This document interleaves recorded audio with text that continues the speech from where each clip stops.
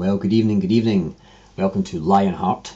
Be confident, be brave, be strong. This is Jonathan Clark.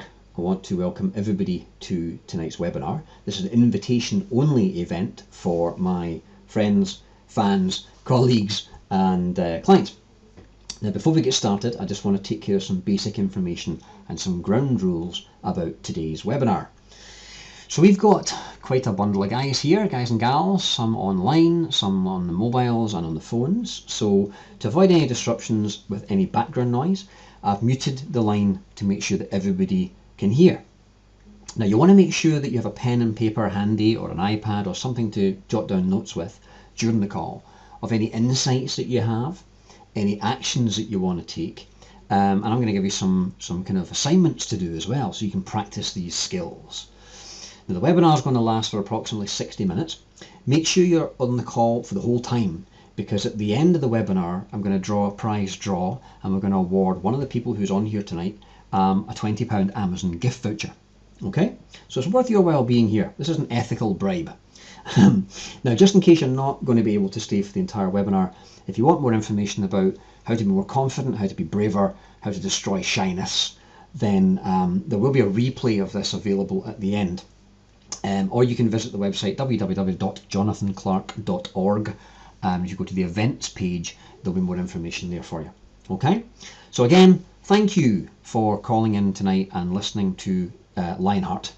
Everyone on this webinar has one thing in common. We're all interested in stopping the self-doubt, stopping the constant self-criticism, and becoming stronger in our own skin.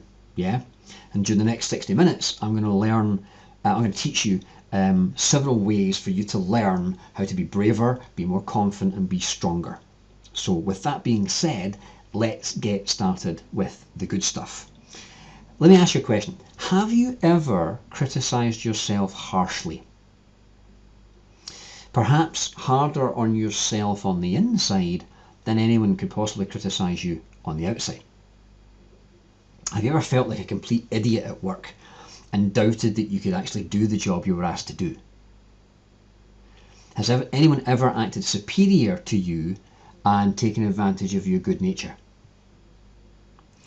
Well, if the answer is yes to any of those, and it certainly has been for me, then I'm here to help you stand your ground, walk tall, and know exactly what to say in difficult situations. Or just boost your level of self-esteem and self-confidence. So you get noticed, you stop being invisible, you feel stronger, and you can go after the things that you want out of life. Now, does that sound like something you want to get into? Okay, so let's get into all this, because at the end of the day, I talk to a lot of people, and a lot of people are kind of fed up living the way they're currently living. You know, they would rather not feel the way they feel. What they would rather do is be a lot more of a cheerleader in their own head than a gremlin. All right? People are continually criticizing themselves and their abilities. You blame yourself for your failures and your disappointments, and you can be quite harsh. You know, that little voice in your head is often very, very critical. It's often sarcastic. You know, it has a go at you, kind of slags you. It's maybe a bit kind of arrogant, that kind of thing. And that's what we want to put an end to tonight. That's what we're here to do tonight, okay? So we want to take that predator inside you. We want to take that kind of beast and bring it out. That's really what this is all about, so that you feel strong and you can be who you want to be and do what you want to do and have what you want to have, okay? Because imagine if you could. Imagine if it was possible. Imagine if you had bulletproof self-confidence. Have you ever wondered what it would feel like to be that strong? You know, the power to go for what you want without anybody else's permission, or without having to apologize for it, you know, or covering your mouth or covering your neck and being kind of placatory and kind of whimpery. To know what's right for you. You know, sometimes we doubt ourselves so much that we can't even make clear decisions. So feeling strong and capable of doing what you want to do whether it's going for a job, whether it's asking somebody out, whether it's meeting the fiance's parents, whatever it might be. Okay? If you could have that level of confidence, if you could have that lifestyle and be the kind of alpha male or alpha female, would you take it? See, here's the thing. People have dreams, people have goals, people have outcomes, and they have an idea of the lifestyle that they like to live. Yeah? I'm sure you do. But for the last few weeks, I've been surveying my database, and I've been asking the public to take part in a survey, asking them about their levels of confidence and their self-esteem. And I promised that I would share my findings now that all the results are in and have been counted. Now, the average survey respondent described themselves as appearing quietly confident on the outside. But deep down on the inside, half of them tended towards self-doubt. In fact, they see themselves as sympathetic and warm people with others, but they're often unsure of their own thoughts, and they often don't trust their own feelings. You ever felt like that? Now, a whopping 61% of those surveyed say that they're very critical of themselves. They dread looking like a fool in front of other people. And after dealing with somebody, they'll go away mentally post-morteming everything that they said, every little move, every gesture, every expression on their face. They will mentally analyze it and ruminate on it, usually focusing on the mistakes, usually focusing on what they did wrong rather than what they did right. Does this sound like you? 1/3 of the survey people had previously been told by someone close to them, "Oh, you're just being too overly sensitive." So that'll help. And to build their confidence, people have tried self-help material like books and CDs. They've tried visualization techniques. They've even tried asking a partner to prop them up. But that mostly didn't work. Now, where people have felt a boost successfully in their self-esteem and self-confidence was when they got support from other people, including going for counselling and things like hypnotherapy. Just getting out there and meeting like-minded people seemed to help massively, but only if they could actually get themselves to go out there and do it. And that's the scary part, right? Well, over the next hour, I want to share with you 6 very real and very pragmatic, practical how-to tools and techniques that you can use to be more confident, to be stronger, and to be braver. That's what tonight's all about. So let me introduce myself. My name is Jonathan Clark, if you don't already know. I'm a dad. First and foremost, I'm a dad. So I have a little guy who models me, and he models everything I do and everything I say. And if you're a parent, you will soon learn this. It's not what you say, it's what you do. They soak up everything. They're sponges. And some of it's good, some of it's not so good. So I have a moral obligation and responsibility as a parent and an adult to be a good role model for our son as best as I can be. Yeah? I'm also a husband, so I have a moral obligation to be the breadwinner, the warrior. I've got to do the manly kind of stuff. For example, today, this very day, live as we speak, I was out at my garage, and when I lifted the up and over metal door, it actually came off its hinges and was hanging at kind of 45 degrees, nearly guillotined myself. So that meant, okay, hang on, I need to get in touch with my network of professionals. I need to see if I can find somebody who can fix this at short notice, because my garage is wide open and it's got some stuff in there that I'm quite fond of, and it's pouring with rain and it's a horrible day, and I've got an appointment this afternoon. I'm going to see a client. I can't leave it like that. I need somebody urgently. So I've got to handle all that. I've got to handle the guy coming here. I've got to meet the guy, shake hands with the guy, introduce, explain. I've got to make sure he does a good job. I've got to pay the guy, and do all that kind of blokey stuff. And that's all part of my job as a hubby, and at risk of being sexist. Absolutely, girls, you need to do that stuff as well. And you need to be confident doing that kind of stuff. And I know I've got lots of girlfriends who are not comfortable when there's workmen in, or there's tradesmen working on the house. They find it hard to settle down. They're pacing up and down. They're always going out checking, making the guy the sixth cup of tea just to make sure he hasn't nicked anything. So as a parent and as a partner, you need to be strong. Simple as that. Now, I'm a certified life coach. I was trained by Coach University over 3 years, way back in the early 2000s. I'm a master hypnotherapist, which is a fancy way of saying I've done a lot of hypnosis with people. And I'm qualified to teach them. I'm a trainer of NLP, neuro-linguistic programming, which is cutting-edge, quick mental and behavioural change. I run 3 businesses now because I'm a bit of mad for it. I've produced 17 audio programs on CD on different topics. I've published 3 books so far. The first one was on internet marketing. The one at the top of the screen, I should say, is on internet marketing. The one in the middle is on weight loss, and the one on the bottom is a personal development book. More importantly, I've done 5,000 hours of one-to-one consultations with real people with real problems in the real world. So I've got a fair bit of experience, and there's very little I haven't seen. But that all being said, I developed an ulcer when I was about 19, 20 years old, and I had asthma from childhood onwards through fear. Okay, I was able to physically hurt my physical body with my mind. And that's a fairly crap superpower, to be quite honest. And so I learned all this stuff for my benefit. It was never to help anybody else. None of these qualifications were any of my goals.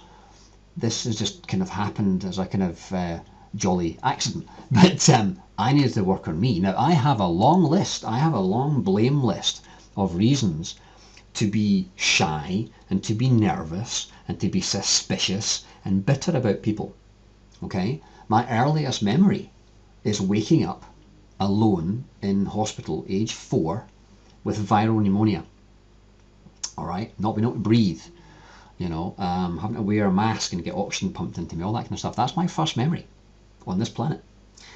I grew up in a 100-year-old cottage with coal fires and old single glazed windows. We had mice in the garden, and we had all sorts of livestock in the house, and I was told by some of my friends who were moving into the kind of housing estates around me that I didn't live in a proper house. Okay, I was always the skinny, specky kid with asthma. So I was continually teased about my skinny legs and my skinny arms and, wearing bulky clothes to cover myself up, trying to be last in the showers or first out, all that kind of stuff. I developed asthma as a child. I was allergic to house dust, so I was living on Ventolin inhalers, especially in the winter. Then I started having panic attacks, just to make it even more fun, when I was reading aloud in secondary school. Do you remember Shakespeare plays? Do you remember having to read your part and you can see your line coming down, getting closer and closer and closer, and Susie over there's got a line and Fred over there's got a line, and your line's getting closer and closer and closer, and I would get more and more nervous. I remember being told by my physics teacher that I didn't have a clue, and that stuck in my head. That was secondary school. I must have been about 12. I was diagnosed with a duodenal ulcer when I was 19 years old and put on a drug called Tagamet, which I called an old man's drug. Then I got viral pneumonia for the second time in 1986. Woohoo! If I do it well, I do it well. A few years later, my best friend that I shared a flat with did a runner, owing me lots of rent and lots of bills. My first girlfriend at that time had a fling with a guy I knew. Thanks very much. My first business was a magazine business, and we had various partners in that, and we signed it with a gentleman's agreement, so it was on there by handshakes. And I quickly discovered how worthless that was when it was stolen from me. And then my dad died into the bargain. I was the last person to see him alive. Left him with a cup of tea in front of the coal fire and went back to work. And that was that. So I coined a phrase about having no more room in my back left for knives. Someone I had lived with, slept with and worked with had all stabbed me in the back. And I was not a happy camper. Okay, so I have lots of excuses and lots of reasons to justify being shy, being timid, being introverted, and being bitter and suspicious. But the turning point for me was I stumbled across this thing called NLP and hypnosis and personal development, and it turned things around. If I hadn't read Unlimited Power by Tony Robbins, I wouldn't be doing what I'm doing now. So, as a kid, I was a good student. because I love to learn, and I still love to learn, and I love reading. But as I was growing up, I read lots of comics, Marvel comics, DC, superheroes, that kind of stuff. Spider-Man, Superman, Captain America. Now, ironically, Peter Parker was a weedy 15-year-old student, very bookish, very academic. And after his parents died in a plane crash, he lived with his Aunt May and his Uncle Ben, and he was a bit of a geek. Now, they did their best to raise Peter and instill in him good ethics and morals. In fact, it's Uncle Ben who famously teaches that with great power comes great responsibility. Now, he became a bit of a social outcast, did Peter, and was an easy target for bullies, as I'm sure you can imagine. And there were two things that he valued most in life. One was physics and science. The other was the girl next door, because he had a serious crush on the gorgeous girl next door, Mary Jane Watson. He was besotted with the lovely creature who lived in the house next door, but he was far too shy to ever talk to her. My God, Besides, she liked the bad boy type, the type that would push Peter around at school. And besides, he never really knew how to talk to girls anyway, and he certainly didn't know what to do to stand up for himself against the bullies. And to be honest, she wouldn't look twice at a specky nerd like him, right? Until the radioactive spider bit him. Now, Superman's an interesting character because Clark Kent, he's an alien from the planet Krypton, but he pretends to be human. Okay, so he's a little bit different from most superheroes. He's the only survivor of a planet that was destroyed, and his parents made the ultimate sacrifice by sending him off into space so he would live. Now, the people of Krypton were supposed to be an emotionless race, so they kept their feelings in check, and they focused on what was practical and efficient and logical and tried not to feel. You ever tried that? But Kal-El, Superman, pretends to be a human being so he can blend in and not get noticed. Now, when he's found as a child by Martha and Jonathan Kent, they call him Clark, and they teach him right from wrong. And as he grows up and starts to exhibit superpowers, the Kents teach Clark to use his powers responsibly. Now, he's 18 years old when they reveal his extraterrestrial origin to him. Imagine being told at 18 years old, actually, we're not your parents and you don't come from this planet. Now, Clark Kent takes to wearing glasses. He styles his hair differently. He changes his body language. He significantly alters his voice. And he wears looser clothing and suits that hide his body. In his secret identity, Clark is a gangly, stuttering oaf in everyone else's eyes. But he became a symbol of hope and justice when he dons his uniform as Superman. Steve Rogers was a skinny, sick teenager in the 1940s, deeply patriotic, and he wanted to serve his country. But every time he went for a medical to enlist, he got rejected due to his poor state of health, till he volunteered for the super soldier experiment, and chemistry made him into Captain America. Now, there's another superhero that I bet you haven't heard of. He was born and raised in Essex and educated at college in Edinburgh. His name is Brian Braddock. He was a shy and studious youth, living a relatively quiet life and spending a lot of time with his parents and siblings. Now, the family was an aristocratic one, but they were no longer rich enough to mingle with their former academic peers. And that left Brian, who was way too proud to mingle with the lower classes, as a lonely child who immersed himself in the study of physics books. Have we seen some patterns here, guys? Now, after the death of Sir James and Lady Elizabeth, his parents, in what seemed to be a laboratory accident, Brian took a part-time summer job at Dartmoor Nuclear Research Centre in Northumberland.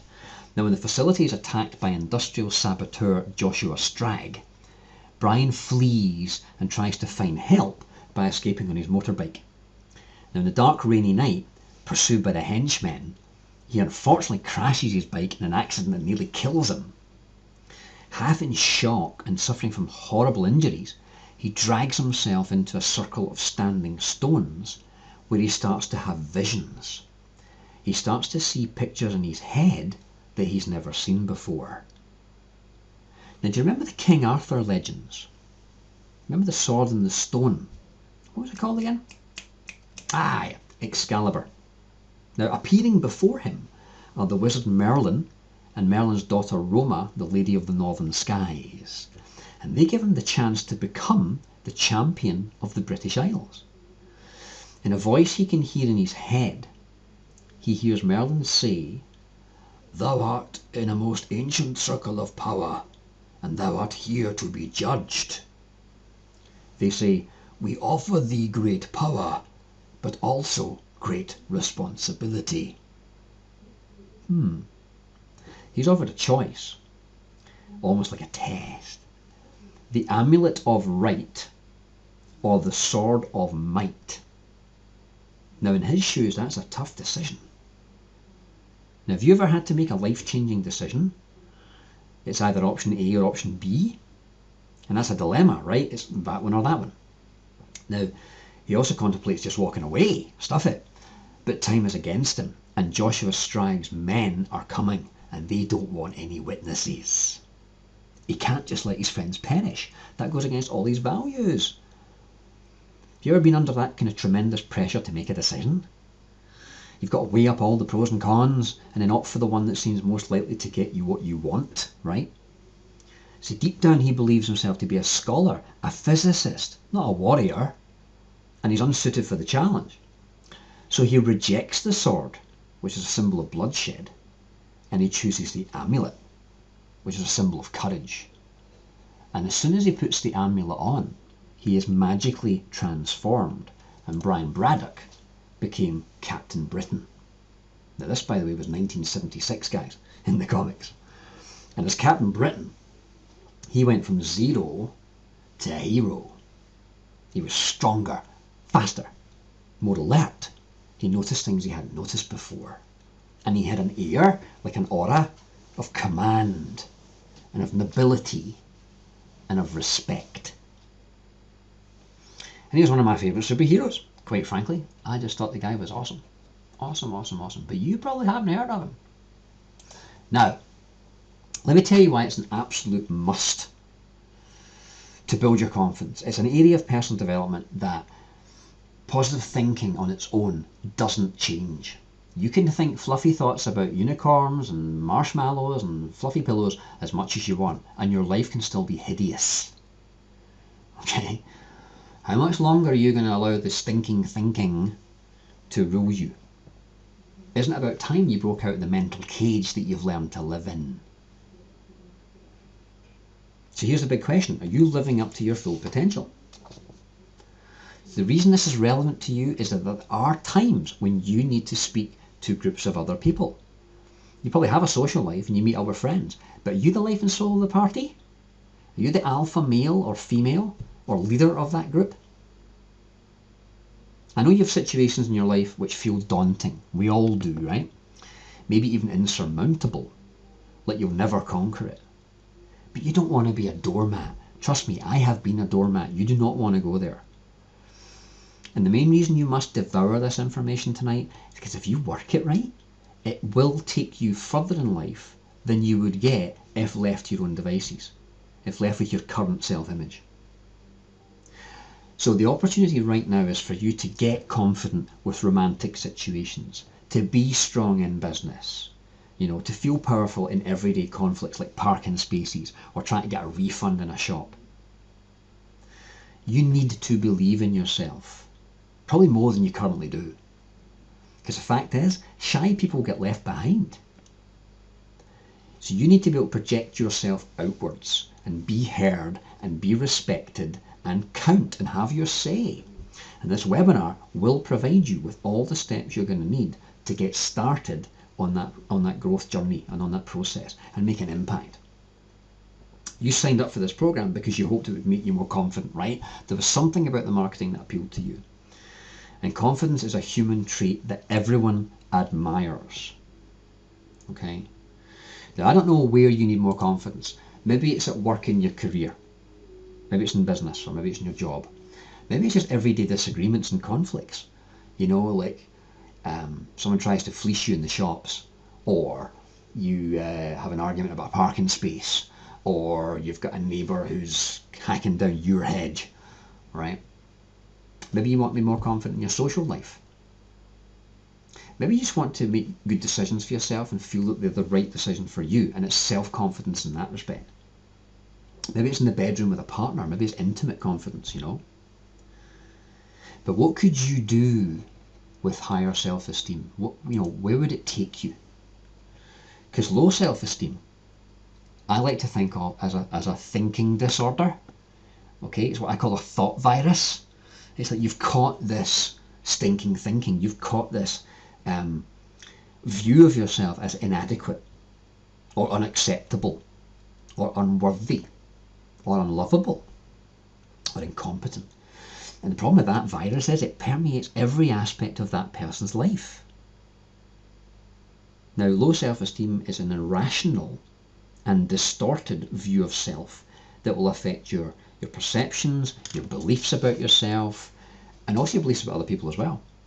And that ends up the person being really critical of themselves and also using poor judgment to make decisions, because all the decisions are coloured by this ceiling, this glass ceiling. Okay. Now that kind of thinking is formed, and the emotions and feelings that go with it are also irrational and distorted. So that person is going to have difficulties. They don't know who to trust. They don't know when to trust. So they get taken advantage of all the time. They bring fear and trepidation into new situations because the person doesn't know what's expected of them. Or the woman remains in the job she hates, or in a relationship that's destructive. Or the guy stays somewhere that he doesn't belong in anymore because he doubts his ability to do better. Right? Scared of looking like a fool, that person becomes really tentative and hesitant and might start avoiding new experiences altogether. So they slow down their growth because they're not trying and learning new skills. I did that. Now, as a result of that fear and anxiety, they have bouts of anxiety and panic. They're what I call self-esteem attacks. Not panic attacks, they're self-esteem attacks. They're brought on by thinking that he or she has done or said something weak that no one else would have done. Does that feel familiar? And when those people with low self-esteem believe that they are inadequate, or they're unlovable, or they're incompetent, they withdraw from opportunities, and they settle for less than what they deserve. A friend of mine once said, better burnt toast than no toast at all. So they give up their dreams, they forfeit their goals, they end up in unhealthy and chaotic relationships, or just depressingly single, failed, fat, 40 and a cat. See, if a woman with low self-esteem thinks her hair is a mess, she thinks everyone else thinks the same. If a guy thinks he's not very fanciable, he assumes that others think exactly the same thing when they're around him. Now, it usually starts in childhood. I know that's a cliche, but it's true. It starts in childhood when the individual's developing an initial view of themselves, like a self-concept, and how they fit into the world. It starts very early on, and it usually is in place by the time the person's in their 20s. Nothing says, Daddy doesn't love me, more than appearing naked on Babe Station on Christmas Eve. So if the child feels loved, is given direction in a loving way, and is supported and encouraged, and they're taught skills and they're given freedom to make choices, and they live in an environment where they feel that they're listened to and that they're valued, then they'll develop healthy self-esteem. If on the other hand that child is mistreated, or harshly disappointed, or disciplined, or overly criticised, or put down, or embarrassed, or humiliated, kept alone or isolated for long periods of time, they're going to feel that they're not worth anything. And it's an elusive trait. Self-esteem is an elusive trait. People fear failure. They fear being judged. They fear being rejected. Maybe the parents aren't home enough to interact with the kids, or to even know what's going on in the school, or who their friends are. Right? And that lack of attention and acknowledgement leads the kid to having no boundaries, or to make poor decisions and looking for love and significance outside the home. It's a parent's responsibility to set an example and to show the child that she's loved, and to guide her with respect and time spent with them. I love a phrase that says, kids need your presence, not your presents. Now that low self-esteem can develop kind of in an average, ordinary kind of manner like that. But if you add to the mix verbal abuse, sexual abuse, emotional abuse, physical abuse, or childhood illnesses or parental illnesses, all of that adds to the mix. You know, the environment you grew up in, the economics of the time, the part of the country you grew up in, all of that goes into the stew pot. Now the fact is, when my private clients ask me how to help change all that stinking thinking, then there's several tools of choice I've got in my toolkit. I mean, God, I wish I knew this stuff when I was young, I promise you. But the good news is that self-confidence can be built upon and developed. Okay? Trust me, I have worn the t-shirt out through and through. Now, you've maybe heard this phrase, we're all living in cages with the door wide open. That came from George Lucas, famous for making Star Wars. So think about yourself for a minute. There's a little voice in your head that kicks in just before you attempt a task, just before you came on this webinar. A little voice went through your head. Now, was it a cheerleader voice? Or was it a gremlin? Whether you think you can, or whether you think you can't, you're right. So you imagine going to see the doctor. Would you trust a quietly confident doctor who gives you best advice? Or a fumbling, jittery doctor who keeps apologising? Which one would you follow? Now, there's a lot to cover tonight, and I'm going to give you 6 of my favourite techniques that you can learn in webinar format, because these are things that I can describe to you auditorily, okay, and I can show you slides and stuff. There's other things that you need to learn experientially, but these are the ones that can start rapidly making changes in your world. So I want you to have fun with these. I want you to change and enjoy the process of change at the same time, and these tools absolutely can let you do that. Now, there are some myths that I hear all the time. Some of my people say to me, some of my clients say, I bought loads of books, I've listened to loads of CDs, I've got DVDs, I've got Paul McKenna, I can make you rich, thin, successful, confident, blah, blah, blah, blah, blah, and I haven't made any effing difference. Well, there's reasons for that. There's reasons for that. The generic stuff doesn't work. The tailor-made stuff works. You can't teach an old dog new tricks. Bullshit. Yes, you can. Think about it. There's probably some beliefs that you believe now that you didn't believe when you were a child. Or there's some beliefs that you had when you were a child that you certainly don't believe now. So, can you change? Yes, you can. 98% of your atoms sitting right there where you are right now weren't there a year ago. Can you change? Yes, you can. A third myth that I hear a lot is you're either born confident or you're not. Rubbish. You either learned high self-esteem or you learned low self-esteem. And you can unlearn and relearn. You're scoring big points for learning tonight. And people are saying, I don't know how to change. That's not your concern. I know how to help you change. I'm going to show you how to do it. And you're going to enjoy it. Let me give an example of one of my clients that I helped a few years ago, actually.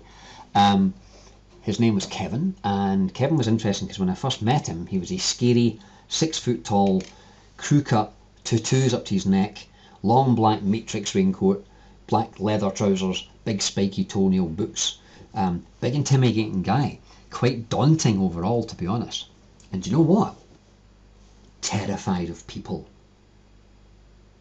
Couldn't go into a shop and ask for help.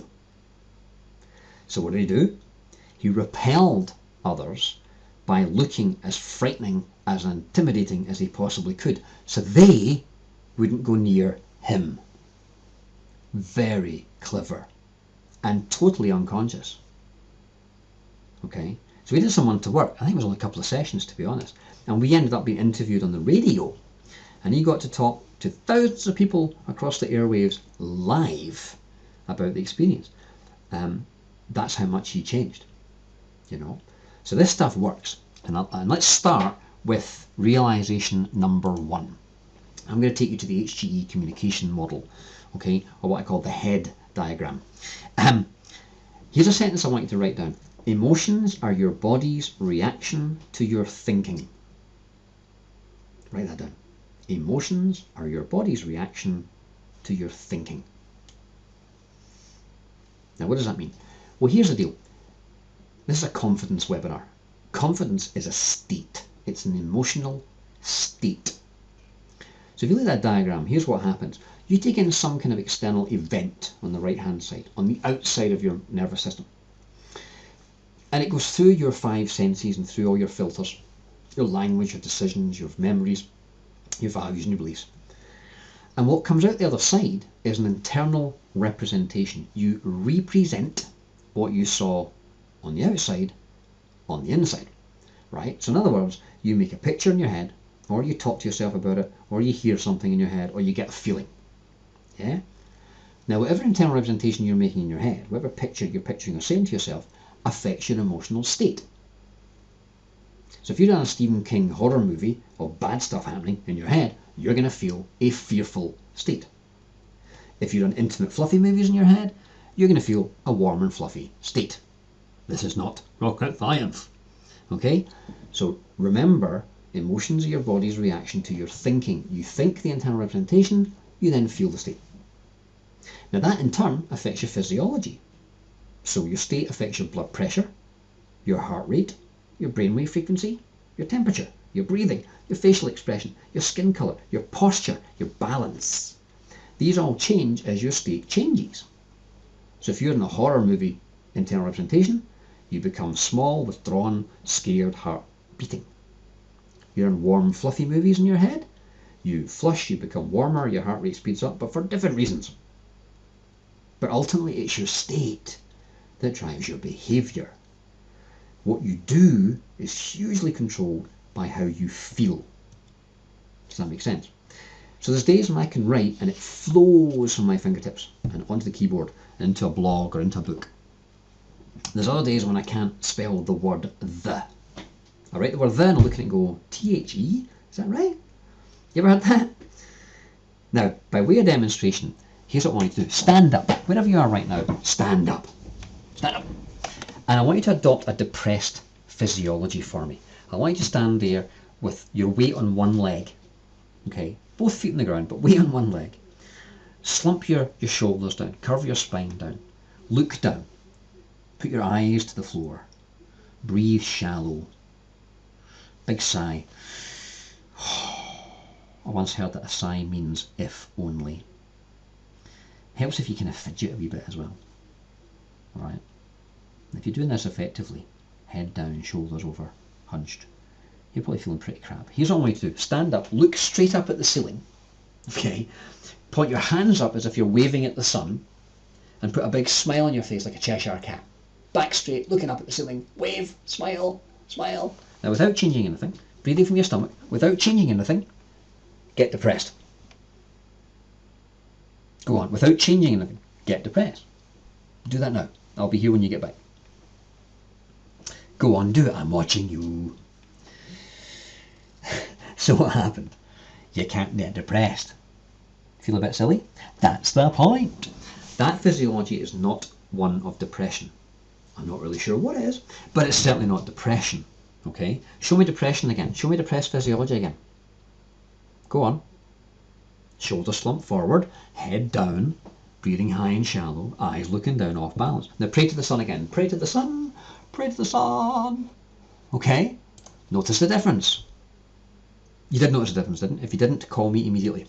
Now, how you use your physiology changes how you feel. That's one reason why prisoners are given regular exercise breaks. That's why manic depressives tend not to go to the gym. There's a clue in the word emotion. The more you move, the more you feel. Now this webinar is called Lionheart. It's about confidence, right? Confidence is a feeling. So now that you understand how your mind works, how do you create a feeling? It's a combination of what internal representations you make in your mind, what you picture and what you say to yourself, and how you use your physiology. So how you move, how you breathe, how you gesture, and how you stand. So in order to feel confident, you just need to do two things. You need to picture and hear things in your head that are positive and empowering, and you have to use your body in ways that are strong and powerful. So before you take an action, do you hear a voice in your head that says, I'll probably screw this up anyway? And you slump down, you look down before you do it, and you sigh, oh, if only. Try this for a second. Say to yourself in a confident voice, this is going to be weird. But say it in a confident, fun way. This is going to be weird. Now straighten your spine and smile and say it. This is going to be weird. Don't you feel stronger? You start to do these two things and you will start to develop the heart of a lion. But that's only one part of the jigsaw. Let's move on to the second tactic. Hello, do you have a cheerleader in your head or a gremlin? Now here's an exercise you can use to enhance the way you sound and therefore your state. Imagine how your voice would sound if you were totally confident right now. Okay?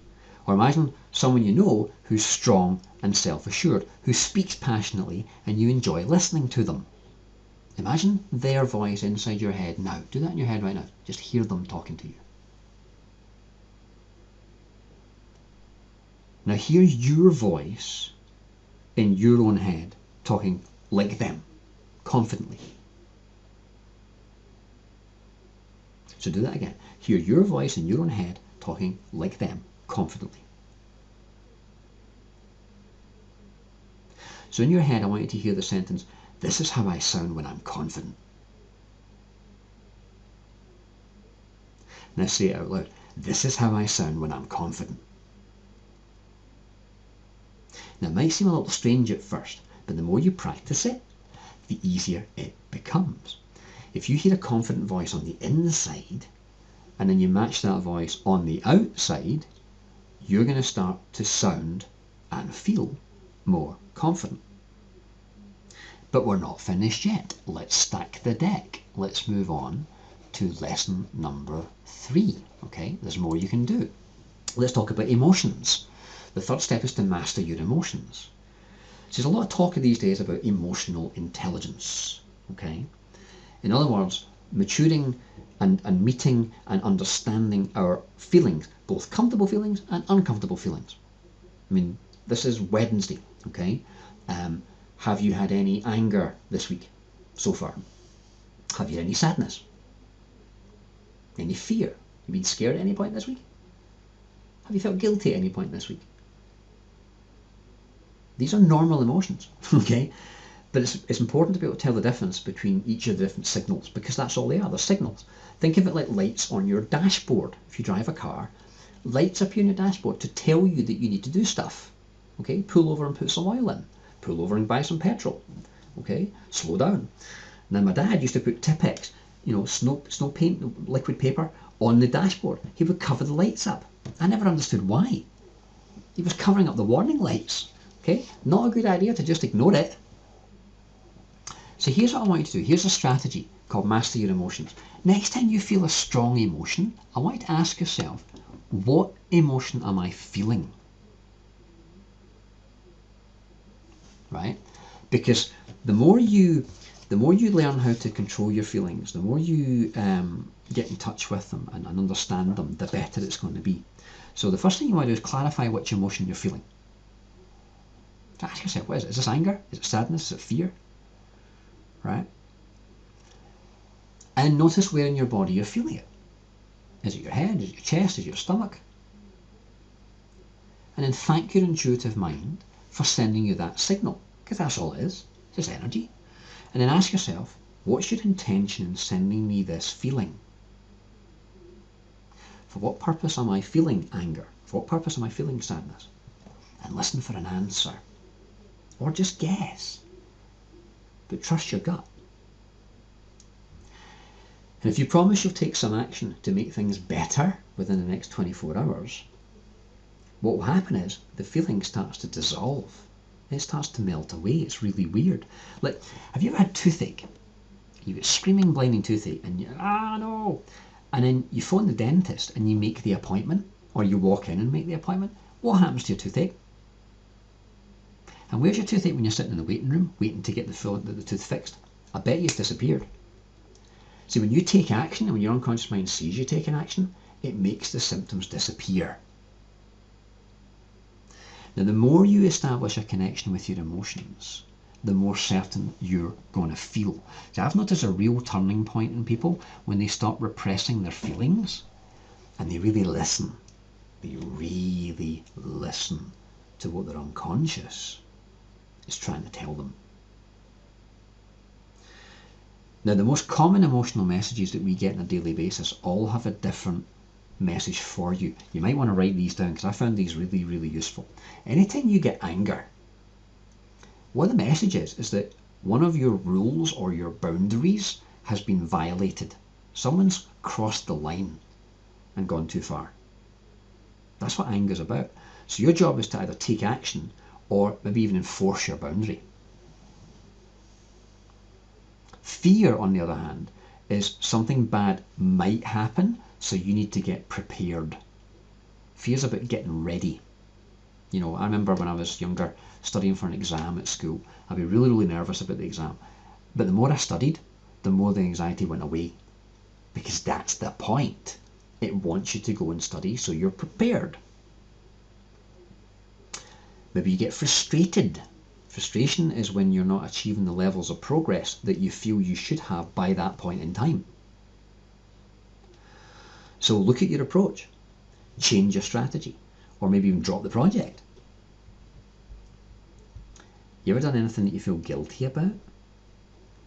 Guilt's an interesting one because that means you're not living up to one of your own standards of conduct, or you've actually violated one of your own values. So the message is don't do it again, or make things right by making amends. When your unconscious mind sees you making amends, it makes the guilt disappear. Sadness is a common emotion. Sadness usually is because something's missing from your life, or you've lost something precious that you previously had. So appreciate what you've lost and try and get it back. Or be grateful for all the stuff that you still have.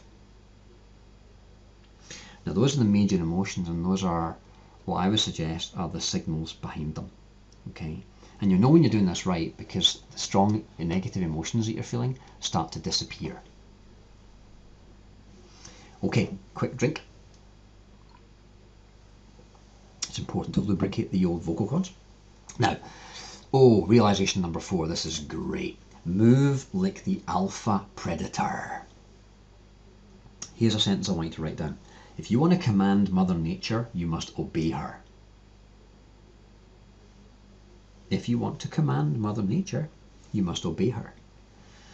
See, an animal moves the way it moves because it's true to its own nature. Most human beings who've been on this earth long enough are so far from their nature, they don't move like a real human being, like a real human predator moves. So let's just think back to Mother Nature. We're predators.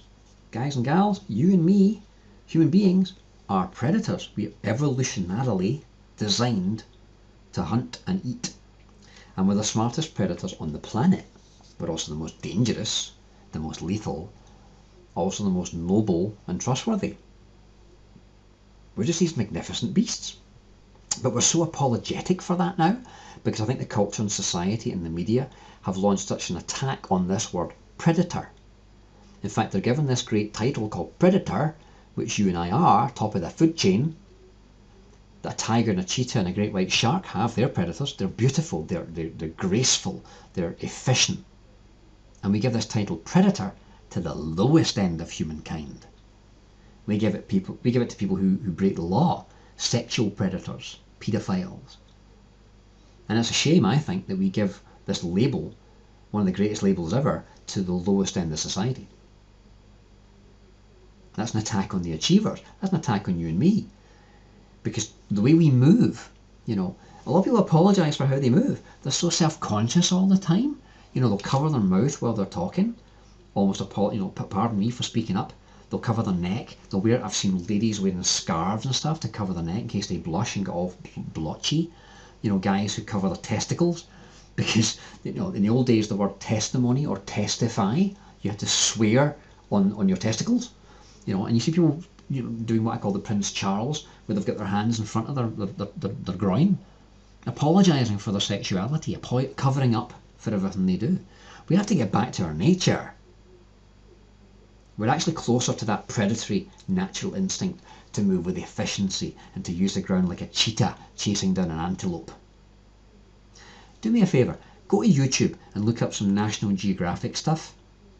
You watch a cheetah chasing down an antelope or some lioness hunting a zebra. Watch how they move. They never apologise for the way they move. Their whole body's expressive. You can't take your eyes off them. They're so efficient. They don't slip on a rock. They never skid on a leaf. They know where the earth is. They use the earth to push off. Right? Now that's one of the things I was taught in terms of presentation skills. Use the stage, use the ground, use the room that I've been given and use all of it. So I push my feet into the ground, which is what you have to do. Most human beings are just kind of skittering along the top of the surface of the planet. They don't use the earth as an anchor. So I want you to think about this. There are certain occupations you can't look away from. You think about SAS storming an embassy, right? You think about the American Marines storming Normandy Beach. You can't look away from these guys. They use the ground in certain ways. You get firefighters running into a burning building, and everybody else is running out. You can't keep your eyes off them. Or elite athletes, how they stretch and they're so balletic, is that the word? And beautiful. They use the ground. They don't apologise for their predatory instincts like the rest of us. So can you think of any other occupations that you just can't look away from them? When they're in action, you're just like mesmerised. Do you remember Mikhail Baryshnikov? This guy's like 10 feet tall on stage. You can't look away from him because of the way he uses his body. He never apologises for the expression that his body has. If you think of people as predators and not apologising for being predators, think of yourself like an elite athlete or a firefighter charging into a building or a Navy SEAL, the fighting forces elite. If you can watch them move, you see how they don't just stroll around, they don't sit there scuffing their feet off the ground. They sink their feet into the earth like a cheetah or a lion and they go, this is my jungle, this is my turf and I own it. Which is what I want to remind you of today, your true nature. You're a predator. You are dangerous. You are lethal. And you can move. You were put on this earth to run and to procreate. Okay? Mother Nature is undefeated. I don't know anyone who's beaten Mother Nature. And I quite like winning. And I choose the side of Mother Nature because that's a predatory instinct. It's a natural human disposition. And that's how I want you to start moving. So let me give you how. Okay? Here's a quick crash course in becoming the alpha male or the alpha female. First of all, slow down. Move more slowly. You think about an alpha. Who do you know is an alpha male? Do you have any alpha males in your life? Real studs. Or do you have any alpha females? Like strong women? Like leader women? You think about it. The alpha male will do most everything slowly and with deliberation. So if the doorbell rings, he might finish his drink before getting up to answer it. James Bond, if the phone rang, the voicemail would beat him before he got to the phone, right? If someone called his name, he'll finish his sentence and his sandwich before turning his head. Do you know what I mean? If the building's burning, he won't flee screaming. He'll put out his cigarette. He'll maybe run a comb through his hair, and then he'll consider strolling casually from the collapsing building. Okay? Moving like the alpha male or the alpha female forces those around her to move on her schedule. It's actually situational and people control. You're the leader, and other people will comply to the leader because when any group of people get together, they unconsciously seek a leader. And ideally, it's going to be you. So move slowly. Slow down. Stop leaking energy. If you're going to move on purpose. I see this in speakers all the time. You see, a presenter or a teacher or manager pacing to the left, to the right, to the left, to the right. It's like watching a ping pong ball match. Stand still and own the room. If you're going to move on purpose. And stop fidgeting. You're leaking fuel. Sit still. And if you're going to move, do it on purpose. Now that also includes breathing slowly. Okay, breathe before you switch to a new activity. This is a great little tip that I learned in Hawaii. Breathe before you switch to a new activity. This will change your life. So imagine you're reading a book and you decide you need to get up and answer the phone. Close the book, take a breath, then get up. If you're working at your computer and you're going to answer the phone, stop typing, take a breath, then answer the phone. Right? Next tip, feel the ground beneath your feet. Plant your feet. Stop skipping. If you look along a pedestrian precinct or the high street in your hometown or home city, you will see people bouncing up and down. You'll see bobbleheads. I call them bobbleheads. Westerners bounce when they walk. Badoing, badoing, badoing. Asians glide. So get connected. Cheetahs don't bounce. You ever seen a kind of cheetah kind of slinking along, its shoulders moving? Get connected to the earth again and feel the ground beneath your feet. The next one is to move your eyes, then your head. Remember the Terminator? I'll be back. Think Big Arnie. Part of his acting physiology was to move his eyes to the target, then turn his head. Introverts and geeks are like furtive rats on Red Bull. You know, they're jerking, they're flitting around, their eyes are darting in their heads. Stop that. Lock your target and then close in on it. Take up more space. This is another alpha behaviour. Inflate your chest, widen your shoulders, put your hands on your hips, spread your feet apart when standing. The alpha attempts to appear larger. They take up more room than a bull elephant in Musk, right? Take up more space. If you're standing up, put your hands on your hips, feet shoulder width apart. If you're sitting down, spread your arms out, spread your legs out. Alpha predators make themselves look bigger and they own their territory. You need to start doing that as well. This also includes eye contact. Now this is fun. This is fun. The basic rule, make more eye contact, right? And be last to look away. This is really simple, but it will change your life. Focus on what colour their eyes are.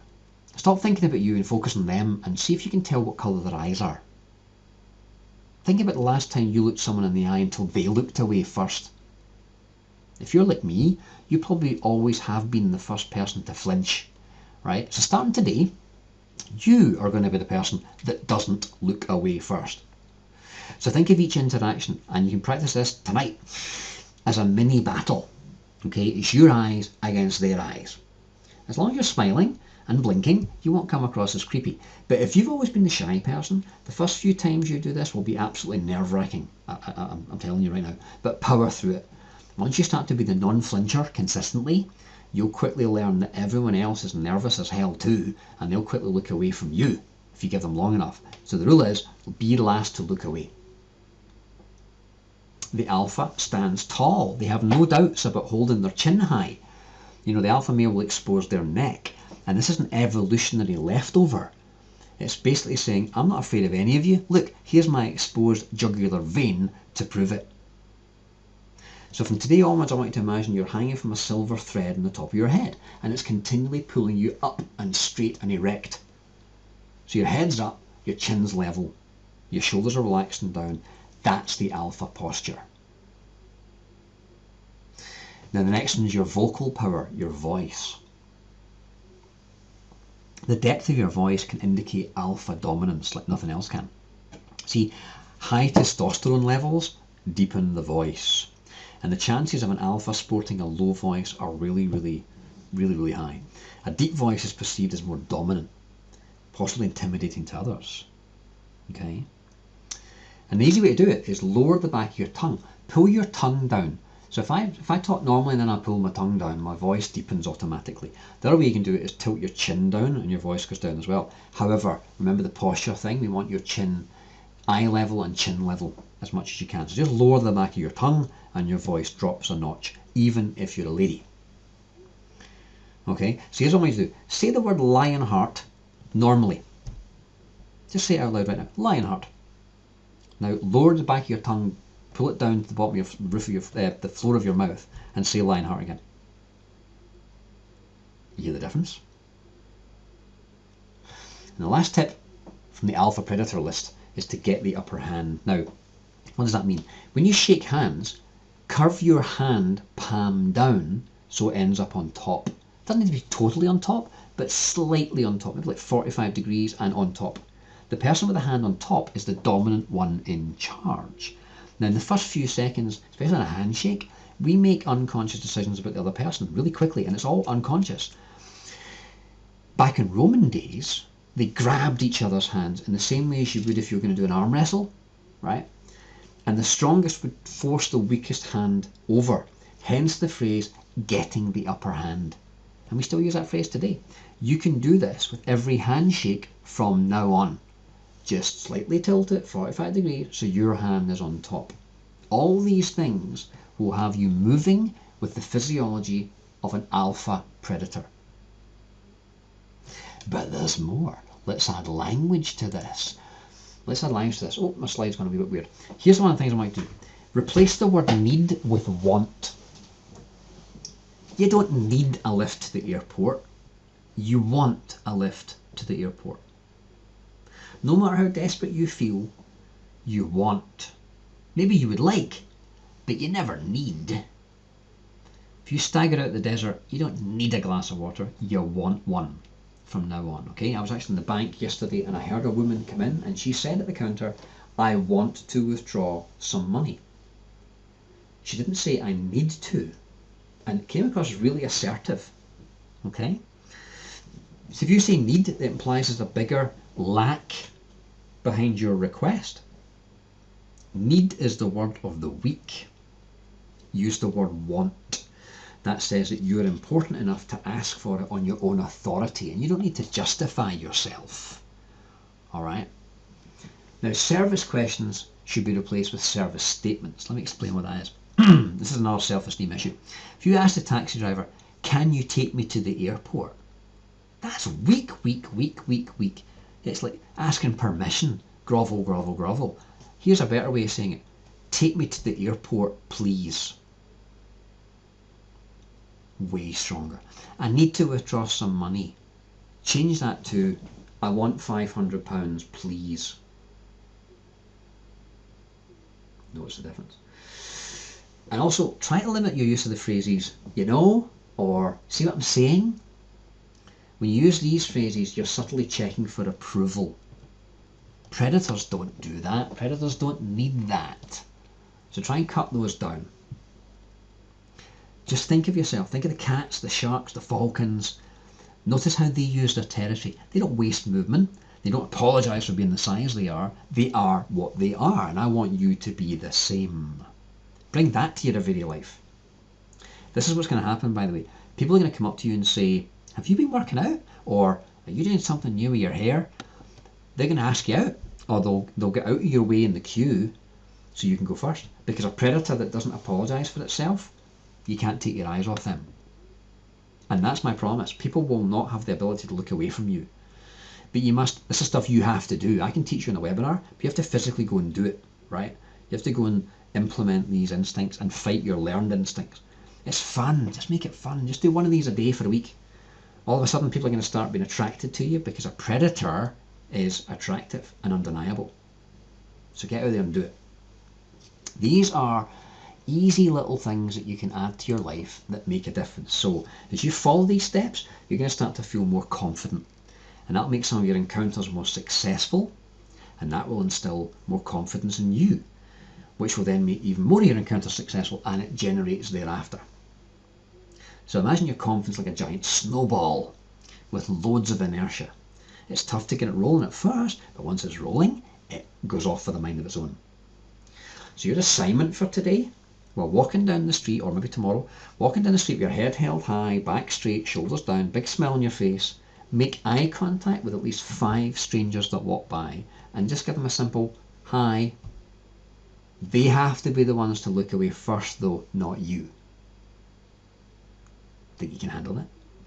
And I want to hear how you go on. I want you to email me, text me, and let me know how you go on. This is fun. The first few times you do it, it's going to feel really weird. I'm going to tell you that right now. But who cares? You're not going to see them again anyway. And as you get more missions under your belt, You can progress to other more challenging objectives, like striking up a conversation with a stranger, giving a speech, chatting somebody up. Now remember what Uncle Ben said. With great power comes great responsibility. There's a fine line between having confidence and being cocky, and nobody likes a cocky person who's full of themselves. So calm down the cheesy pickup lines, stop telling stories about your awesomeness, don't use creepy seduction type stuff. Fear and nervousness are easy to detect, but so is being transparently fake. So you're not changing what you are. I want you to learn to be more confident in who you are. And we're going to add the last of the 6 techniques, which I call the approach. All right. Whether it's asking for a pay rise, or asking someone attractive out for a drink, or asking for directions, sometimes we hesitate when approaching other people because we think they'll reject us, or they're so good looking, oh my god, or they're somehow superior to little old me. Honestly, we've all had times when we've been frozen, haven't we? Not knowing what to say. And all we needed was an opening line. So here's a really simple tool to end that occasion right now. And this is a great icebreaker. I call it KIP for short. Makes it easy to remember. KIP. It's compliment, introduce, prop. So let me give an example. You walk into a new gym to join. There's a lady behind the counter. You're carrying their leaflet, which you've picked up somewhere, or you pick one up at the counter. And she looks athletic. You say to her, you obviously work out. My name's Jonathan. It says here there's no joining fee. Compliment, introduce, prop. Example number 2, you walk into a bar. There's a nice looking person at the bar. You say, nice shoes you're wearing. My name's Jonathan. What are you drinking? Compliment, introduce, prop. You walk into a networking meeting full of professionals. You walk in, you don't know anybody. Could be awkward, you could be standing there looking like a lemon. Instead, you walk up to the nearest person, you say, you look like you know what you're doing. My name's Jonathan. Is there a registration desk? Compliment, introduce, prop. You've paid them a compliment, which is a pattern interrupt. Throws them into trance. You've given them your name, and hopefully a dominant handshake if you're using the rules. And you've directed their attention with a simple question, all in one sentence. This gives you your in, and it gets the conversation started. And remember, the person asking the questions is running the conversation. Isn't that true? Thank you. You may want to write that down. The person asking the questions is running the conversation. So who are you going to use KIP with tomorrow? Someone where you hesitate, someone where you're like, oh, this is new. Who could you use it with? It's a fantastic little tool. You imagine being able to flip the off switch for fear and desperation. What if your level of confidence inspired other people to go for more? Like your audience, your peers, your customers, your colleagues.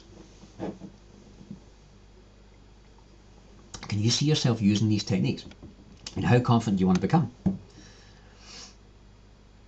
you don't need to get it perfect first time. Just let it come together and explore possible combinations. Or pick 1 or 2 that you like tonight and implement them tomorrow.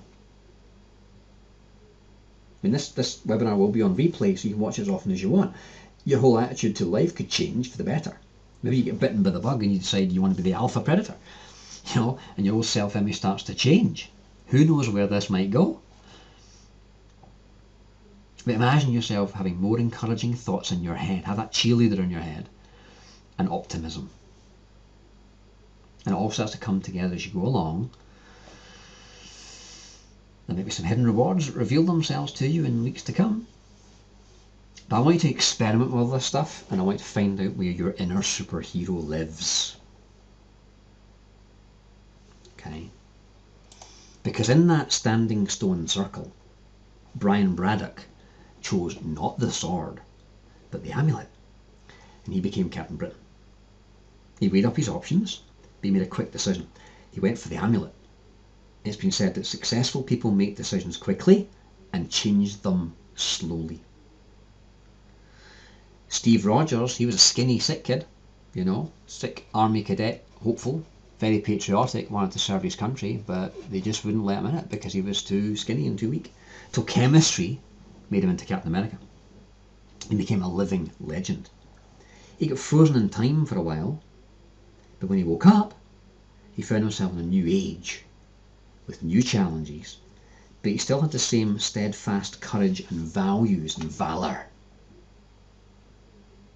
Clark Kent was a gangly, stuttering oaf in everybody's eyes, but became a symbol of hope and justice as Superman. You imagine growing up thinking you're one thing, and then one day suddenly being told you're something completely different. Or just better. Because then Clark steps into his power and he takes on the mantle of superhero. Peter Parker, weedy student with a stifled crush on the girl next door. Then the spider bites him. And the Spider-Man, he's stronger, more flexible, more witty, but he was a teenager. Imagine having this level of alpha confidence, bravery, confidence, self-esteem, as a teenager. So would you like to feel strong in difficult situations? Because there's only 3 steps to mastery. There's only 3 steps. No, try not. Do or do not. There is no try. As Yoda once said. There's only 3 things to do. The first thing you want to do is you want a role model of excellence. You want somebody who genuinely is good at what they do. Okay, someone who can show you the tiny little distinctions, the tricks of the trade, and accelerate time for you. Because you don't have time to reinvent the wheel. Go to someone who's already getting the results you want and model them. Step 2, you want to immerse yourself with that person for a period of time. I call it the immersion version, because that will overload you and that forces you to grow, and it makes massive impact in a short amount of time. And thirdly, you want to repeat the exposure to that role model and have follow-up and re-exposure and spaced repetition to the things you've learned so that it beds it all in. That makes sense? Now, I don't have any radioactive spiders. Sorry. I don't have any red capes to hand out, and I certainly haven't brewed my own super soldier formula. But I do have the next best thing. The question I have for you is, would you like to be my next success story? Because true understanding is both intellectual and experiential. And you can only learn so much for a webinar. If you really want to bed things in, the best way to do that is to have a physical and emotional experience as well. Now, I'd like tonight to be the start of your education and continue it with an experiential training that I'm running. I'm going to be running my live Lionheart 2-day training, okay? And I'd like you to attend. This is 2 full days of mind and body techniques. We've just scraped the surface here, guys and gals. This is stuff that you go and do and practice and learn in person with me and a group of people who are all in a similar kind of mindset, but are all keen to change. And we boost your self-image and make you feel strong and confident, whether that's at work or in everyday life. It's ideal for anyone who's too critical of themselves, or they doubt their own decisions, or they dread looking like a fool in front of people. It's great for youngsters and teenagers. You imagine having this stuff at 15, my God, that'd have been so useful. So useful. I wish I had. Now, it's not for bullies and thugs, or people who are going to manipulate others. I'm not going to teach advanced mind techniques to nutters, okay? And I screenline people quite carefully. If you're totally happy in your own skin and you never doubt yourself, then this is not for you either, okay? However, if you want to discover how confident people think and move and speak, and then be delightfully surprised when you catch yourself doing it, that's what you're going to learn. You will understand and master the emotional signals your body's sending you. You'll learn how to trust yourself, your thoughts and your feelings. You'll speak up when you need to, and more importantly, you'll know the words to say. We're going to give you language that you can use. You'll put an end to people taking advantage of you or ignoring you altogether. And you'll turn nerves into fuel that you can use to get what you want. Like, I had a major disappointment yesterday. There was a real knock to one of my goals. It really was. And you know what? I just went, I'm going to use this as fuel. This just makes me more determined to do it in another way. We're going to teach you how to make anyone like you. We're going to show you how to get rapport with anyone in any circumstances, whether that's getting the job or getting the girl or the guy. And you're going to have a breakthrough experience which will give you undeniable proof that what you've learned works. So this is 2 days of training. It's not about sitting around hoping for a miracle. It's about you learning about yourself, your mindset, and how to change it effectively. And using this system is like doing a series of personal breakthrough sessions with me one-on-one. You will discover ways to manage your thoughts and emotions better. And even though it's a workshop and it's a group, you'll find that the day is tailored specifically for you. It's based on years of studying the psychology of confidence, all my coaching skills, all my NLP experience, plus my enthusiasm, my support, and a wee sprinkling of fun and mischief along the way. Now, I've been taking private clients through this process regularly since 2001 with great success. It's held in a really relaxing, safe environment with a small group of like-minded people, so everyone feels comfortable. There will never be a point where I make people squirm, and everybody gets the best from those 2 days. Listen, I couldn't read aloud in school. I found it hard to say hello to people I knew, and by age 19 I had a duodenal ulcer because I was so tightly wound. Not anymore. So let me help you tap into your inner superhero. Okay, and the way this course is designed, it's really, really interesting. It's really sneaky because we start with your sense of identity, we start with where that came from, and we start to rebuild it. We'll unpack your limiting beliefs and we will change them. Okay, we're going to show you how to maintain your state and how to build your energy and how to switch on powerful emotions whenever you want them. We'll teach you the skill stuff like rapport. We'll teach you some presentation skill stuff, and we'll teach you how to use your voice in a confident way, which is really powerful. And then we'll give you the stuff on how to maintain your boundaries, how to make smart decisions for yourself that are always right for you, and all of that will be bedded in with copious amounts of hypnosis. So it's a good program. It's one of the things I'm most proud of, and I've given it a makeover and rejigged it and added some new bits and bobs to it. So it's 2 full days of mind and body techniques. Okay, make you feel strong, make you feel confident, make you feel brave. That's what it's all about. Now, if you wanted my help one-on-one, it would be about 10 hours worth of training. Okay, in fact, no, it's actually more. It's about 16 hours worth of training. So it's about 970 odd pounds worth of training. Okay, for the 2-day weekend that I'm going to run, I'm going to charge a tenth of that. So the investment in yourself is £97. It's worth close to £1,000. But let me ask you, if all this system did for you was to change your self-concept into a more capable and bolder you, would it be worth 97 quid? I think so. Now, I'm so strong and so confident that I can actually help people that I'm offering a guarantee. If you take action now and you try the whole weekend training for 2 days, if you're not totally delighted with the results, then you will get a refund. No questions asked. If by the end of day 2, you can do the whole course. By the end of day 2, you're not happy, you're not completely blown away, then I will happily refund your money. Okay? But I know that once you try it, you're going to see rapid results. So I have no qualms about offering you that guarantee. Okay? I stand by my work. Now, as an incentive, the first 10 people to book this are going to get 2 bonuses. Number 1 is a specially designed Lionheart mind programming MP3 track. This is a self-hypnosis session that I've written specifically for this training that speaks directly to your unconscious mind, much as I have throughout this webinar, and sets you up for automatic confidence on autopilot. And you'll get access to that. You can listen to it, download it, you can put it on a CD, do what you like with it. You can listen to it in your bed, in the bath, when you're working out. Fantastic. The other thing you're going to get is a gorgeous gold lion rampant pendant necklace. Okay, as a very real reminder of your newfound valor. But we're going to do some stuff with this necklace, some sneaky NLP stuff, that will make that a profoundly powerful amulet or talisman that you can take away and use forevermore. Now, I know how people think. You might be thinking, well, that won't work for me. Well, not going is definitely going to keep you stuck. What if all it took was 2 days of experience with like-minded people supporting you? Or you might go, I've got no time. It's only 2 days. It's only about 16 hours worth of time. And it's on a weekend when it's done live.